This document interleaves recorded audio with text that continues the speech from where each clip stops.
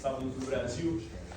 E aí, embora a gente havia anunciado o programa, mas nas férias, aquela correria, né?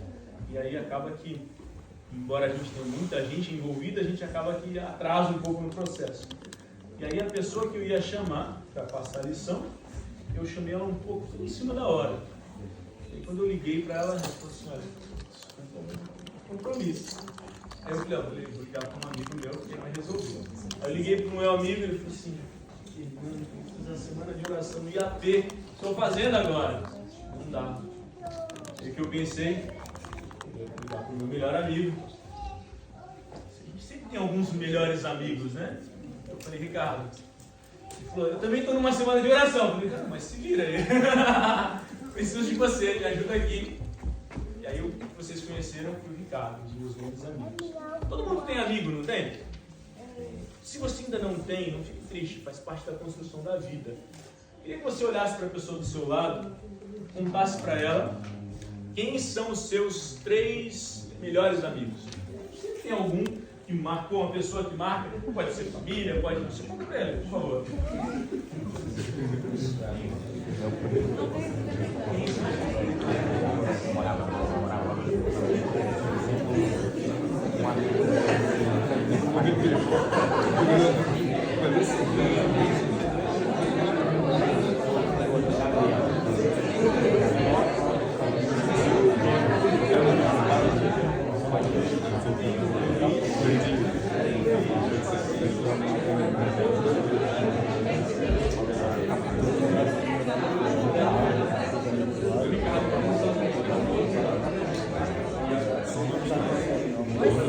Deu para contar? Deu para contar? Deixa eu uma curiosidade. Essa pessoa que é seu melhor amigo, por acaso é a pessoa que estava do seu lado? Se não for, não vale contar, tem que ser verdade. Às vezes acontece. Às vezes ele é seu melhor amigo, estava do seu lado. Era uma das pessoas que estava do seu lado ou não?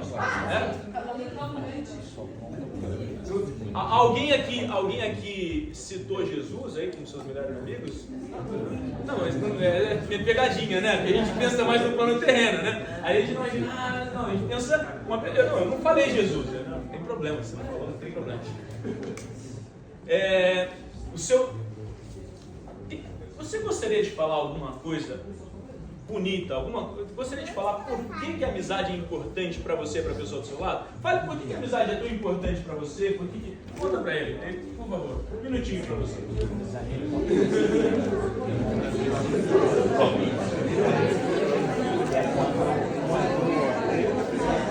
Não vale declaração de amor, viu, gente? Não é o momento da declaração de amor.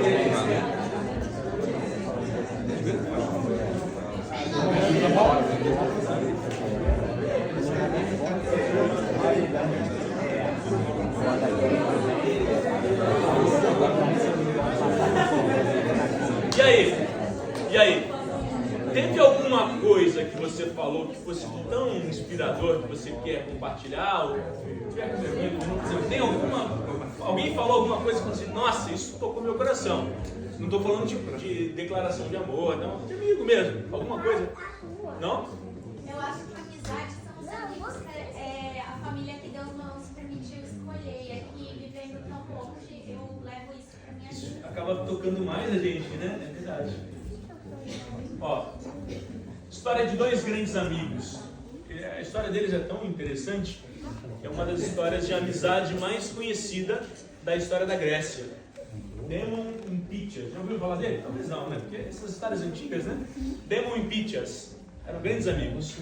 Pythias começou a falar mal de Dionísio, o imperador de Siracusa. Ele começou a falar que Dionísio não era o imperador digno de ser imperador. Ele começou a pregar e Dionísio chamou Pythias e falou assim: Pythias, é verdade que você está falando que eu não sou a pessoa correta para estar aqui no trono? É verdade. Você vai tirar o que você está falando? Eu disse, não, porque é verdade. Tá bom, vou declarar que você vai morrer agora. Pythias olha para Dionísio e fala assim: você poderia me dar uns dias para eu colocar as coisas em ordem? E aí eu venho e você me mata? Aí o Dionísio falou assim: você está achando que eu sou o quê? Eu sou otário, né? Porque assim, além de você falar que eu sou tirano, você acha que eu sou bobo. Como é que eu vou te liberar? Você nunca vai voltar. Não, Não, mas eu tenho garantia.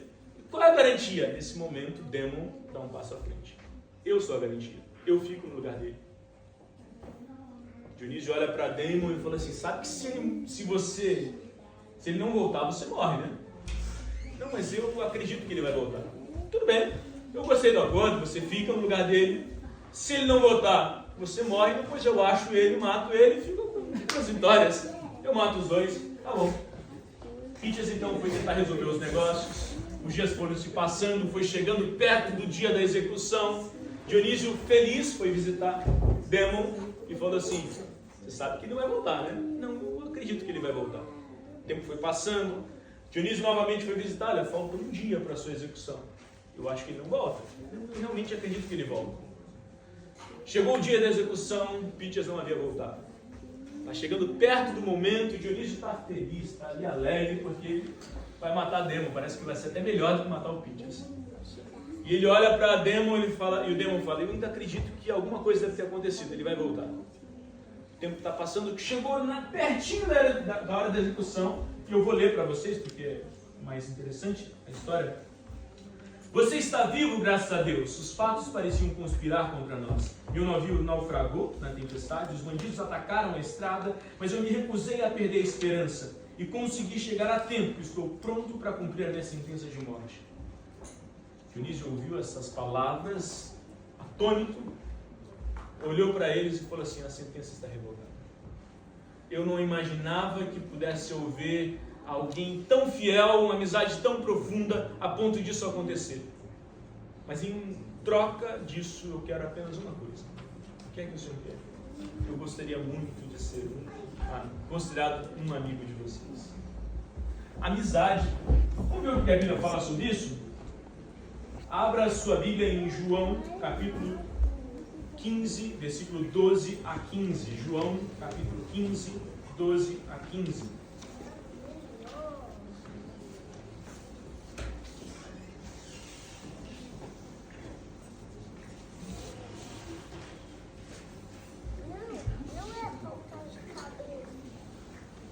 O Evangelho de João é o quarto livro do Novo Testamento, capítulo 15, versículo 12 a 15.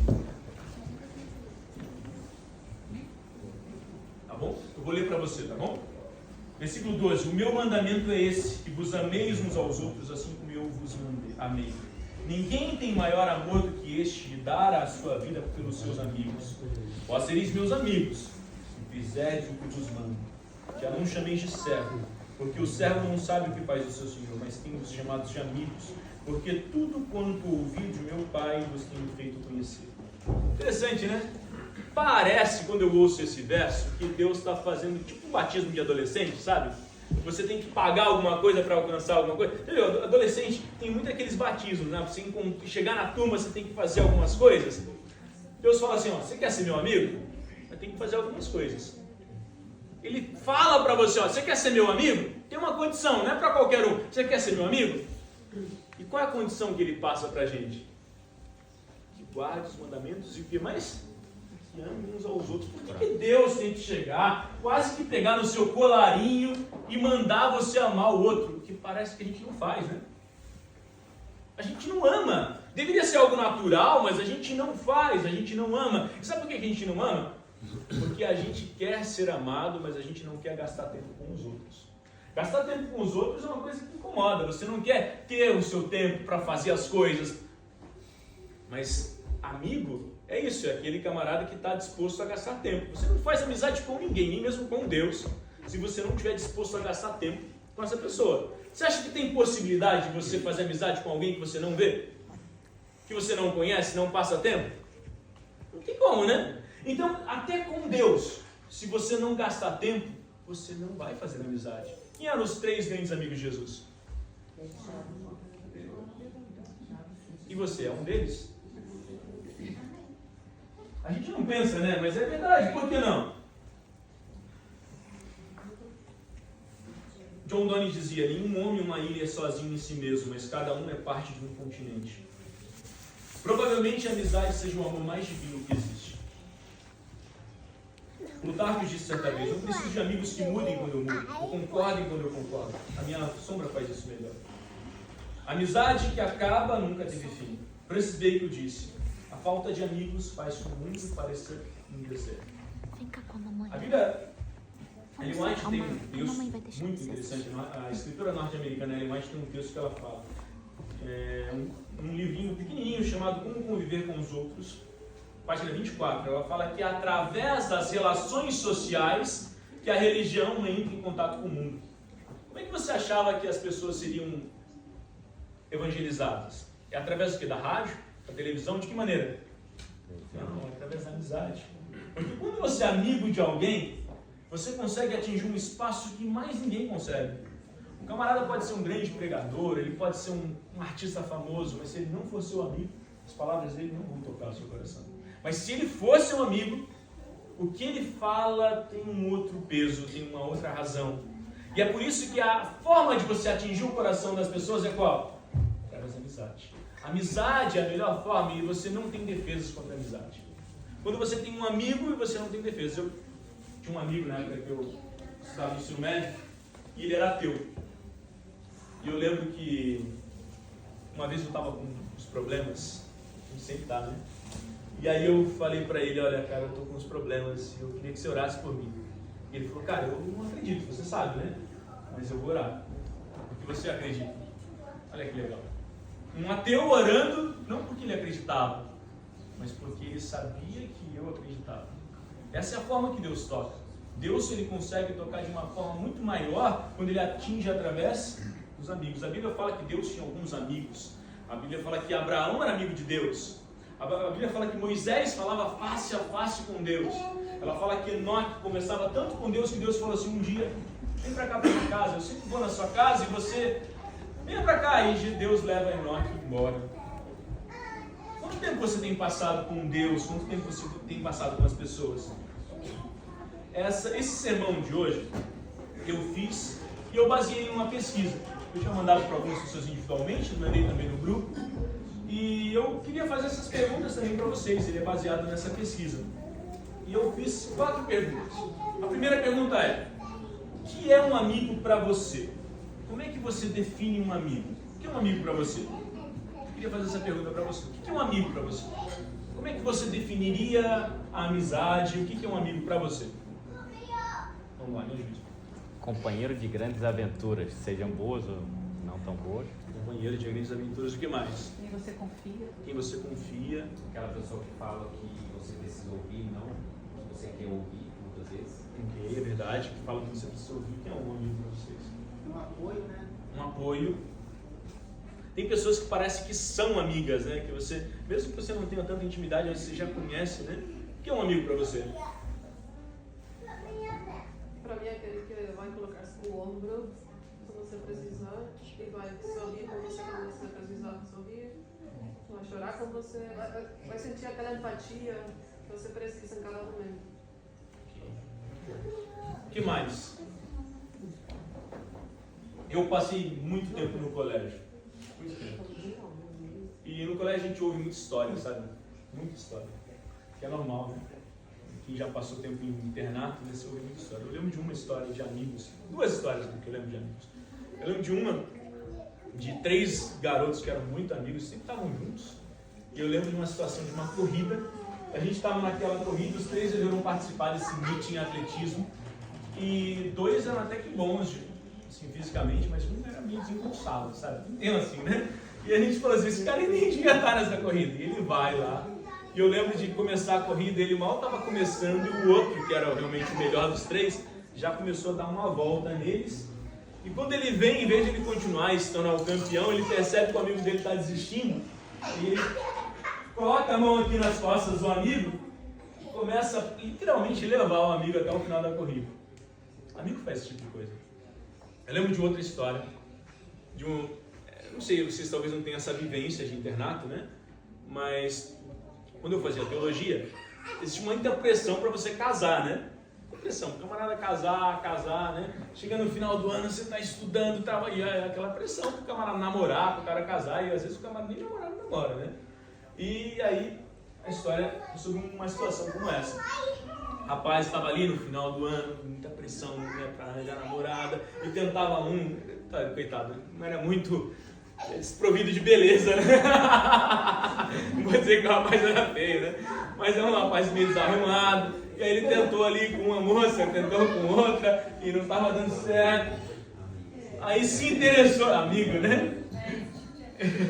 Se interessou por uma garota, resolveu preparar um bilhetinho todo especial. A menina estava ali na hora de entregar a comida, ele entregou para ela, a menina nem deu bola. Fez todo um negocinho bonito para ela, estava já tentando ali, a menina não demorou. Ele já estava tentando flertar com ela já há algum tempo, e quando ele volta para o quarto, ele volta triste, chateado, ele, sentindo o cara mais feio do mundo, mais desabençoado do mundo. Olhou para um amigo e falou assim: cara, eu estou cansado, estou exausto, estou cansado de tudo, eu vou dormir, por favor, não me chame. Se a minha mãe ligar, você fala que eu não estou. Se o diretor do colégio ligar, você fala que eu não estou. Se o pastor da igreja ligar, você fala que eu não estou. Não importa aqui, não vou dormir. Foi dormir. 2 horas se passaram, o telefone toca, quarto, quem atende? Um amigo dele. Alô, eu queria falar com o João. João, tá? Cara, claro que tá. Tá sim, só um momento. Ó, o telefone no canto. Vai lá. Bate no amigo, acorda, miserável, acorda! Joga uma água na cara do amigo, venha cá, a sua oportunidade. Vai lá, atende o telefone. Estão casados até hoje. Imagina se esse camarada fala assim: não, meu amigo falou para não atender o telefone, não passasse o telefone. Amigos são assim, eles entendem.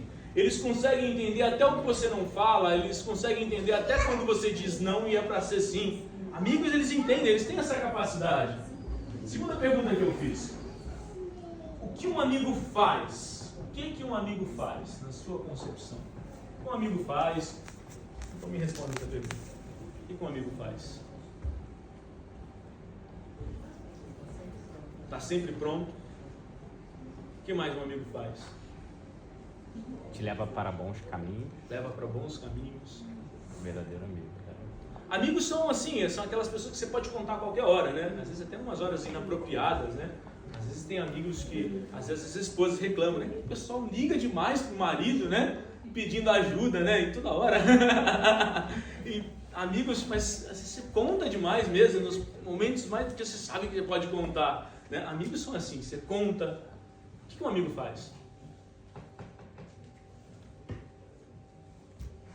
Eu li uma história de uma família que se mudou, e aí na frente da casa deles tinha um casal de velhinhos, e eles moravam ali um tempo, e depois de um tempo, por alguma razão, a mulher desse velhinho acabou morrendo. E aí uns dias se passaram e o filhinho de 4 anos foi até a casa desse idosinho, né?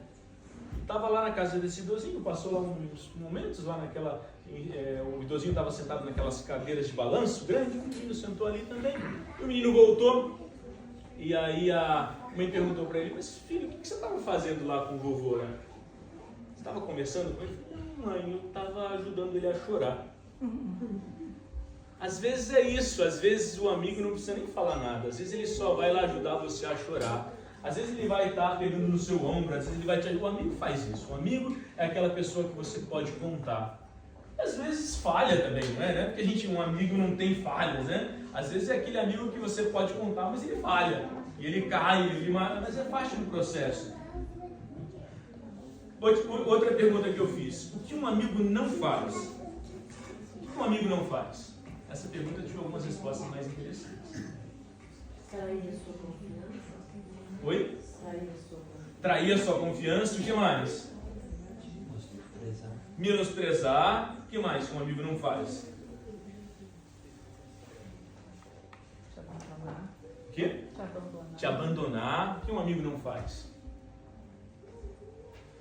Fala mal de você. Né? Fala mal de você. É verdade. Essa é uma das... Né, um amigo verdadeiro, né? Dizem que o amigo verdadeiro é aquele que, quando você não está presente, ele te defende. É isso. Embora às vezes seja... Enquanto você tá perto, a gente desce. Mas se ele fica quieto quando estão te metendo pau, tem alguma coisa errada nessa amizade, não é isso? O pessoal fala? O que um amigo não faz? O que mais que um amigo não faz? Mentir. Um amigo não humilha, né? A Bíblia fala que Jesus estava ali na festa de Simão e ele poderia expor Simão, mas ele faz o que com Simão? Simão sem que ninguém perceba. Jesus não humilhava as pessoas. A Bíblia fala de Pedro, eu acho a história de Pedro fantástica. Jesus tinha uns amigos assim meio que passavam, faziam o que não devia. Pedro era um desse amigo. A Bíblia fala que depois que Pedro negou Jesus, que Jesus olha para Pedro e ele olha para Pedro como? Eu te disse, miserável. É assim que ele faz? Foi assim que foi? Merecia, né? Mas não, ele olha para Pedro e fala assim, e olha com aquele olhar de amor. Um amigo não julga, um amigo não humilha. Olha que interessante. O que mais que um amigo não faz? Um amigo não desiste, né? Eu trabalhei como pastor de igreja dentro do presídio. Primeira igreja do presídio que tenho no Brasil foi eu que trabalhei. Não fui eu que fiz, mas eu participei do processo. Bem legal, bem legal. E domingo, geralmente, o que você vê na porta dos presídios? Uma fila de quê? De velhinhas. Não sei se você já foi, mas geralmente é uma fila de velhinhas. São mães que estão lá visitando os filhos. Geralmente a maioria que está lá são velhinhas com uma marmitinha que está levando para o filho. E dizem que quando um preso para de receber a visita da mãe, quando você quer saber se um preso é perigoso, você descobre se ele ainda tem mãe, se ela visita ele. Porque se ela não visita mais ele, se ele já não tem vínculo com a mãe, isso mostra que ele perdeu o vínculo com a humanidade. A Bíblia fala que a mãe é aquela que não desiste nunca, não é isso? Mas a Bíblia fala que mesmo que uma mãe desista, o que acontece? Deus não desiste de você. Um amigo é esse, é aquele que não desiste de você. Eu lembro de uma história, também é conhecida. 2 amigos foram para a guerra.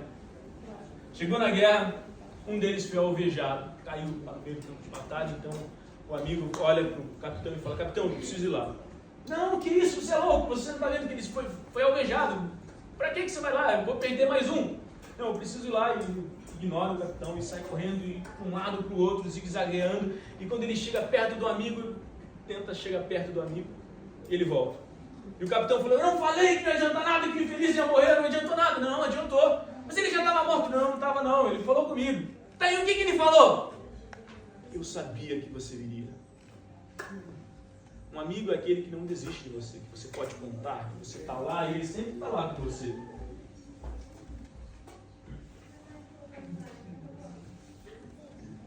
Última pergunta que eu fiz. Por que a amizade é tão importante para você?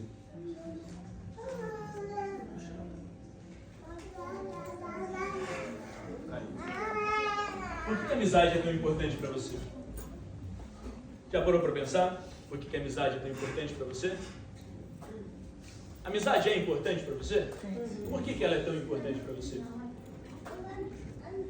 Eu não sei se vocês perceberam, mas nas características que eu dei para vocês, que vocês me deram, na verdade, tanto na pesquisa quanto agora, as características que vocês me deram de um amigo são as características do caráter de Jesus. Olha que interessante.